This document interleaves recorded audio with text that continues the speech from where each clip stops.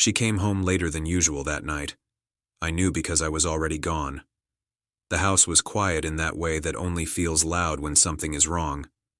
Her keys landed on the table, her heels followed, and then she saw it.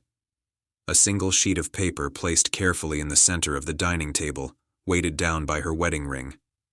She didn't touch it at first. She just stood there, staring, like the room itself had shifted. My handwriting was unmistakable. I'd made sure of that. Clean, calm, final. I know. That was the first line. She sat down slowly, her breath shallow, and kept reading. I know about the messages. I know about the lies. I know about the nights you said you were working late. Her hands began to shake. She would later say she felt relief before fear, because part of her had grown tired of hiding. But that relief vanished as she reached the next paragraph. I want you to understand something before you call me, before you panic, before you try to explain. I didn't write this in anger. I wrote it after months of listening, watching, and deciding. She tried calling me then, straight to voicemail, again. Same result. She didn't know that at that moment I was sitting in a cheap motel room across town, staring at the wall, replaying every moment of our marriage like a courtroom exhibit. The late laughs that didn't include me.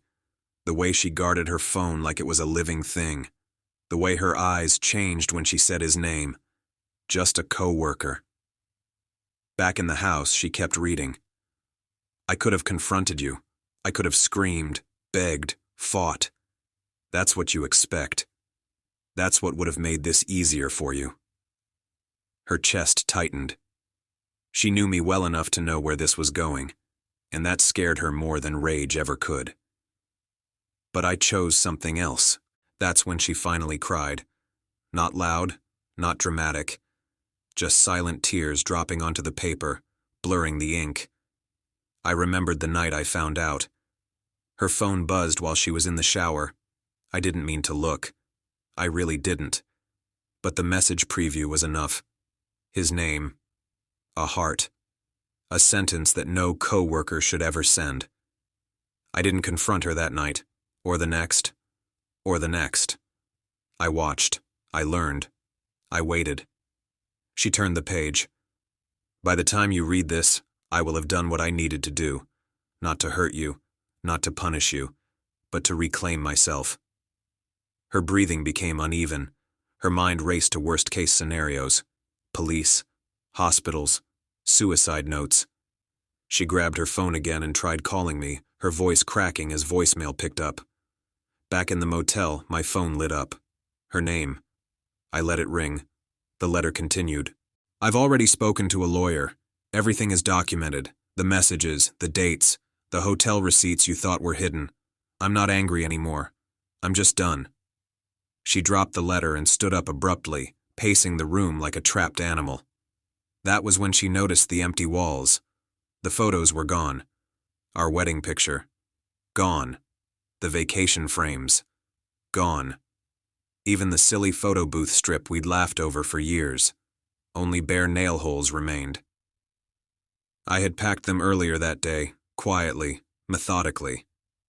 I didn't take them to keep. I took them so she wouldn't be comforted by memories while facing consequences. She went back to the table with trembling hands. I've also already told your parents, and mine. I didn't tell them to shame you. I told them because lies grow in silence, and I refuse to protect one that isn't mine. She gasped. Out loud this time. Her world was shrinking by the sentence. I remembered calling her mother that morning, how my voice barely held together, how there was a long pause on the other end before she said, I was afraid you'd say that. The letter was almost over. You'll probably tell people your version, that I overreacted, that it was a mistake, that I didn't fight for us. That's okay. I'm done auditioning for the role of fool in my own life. She sank into the chair again, defeated. The final lines were simple.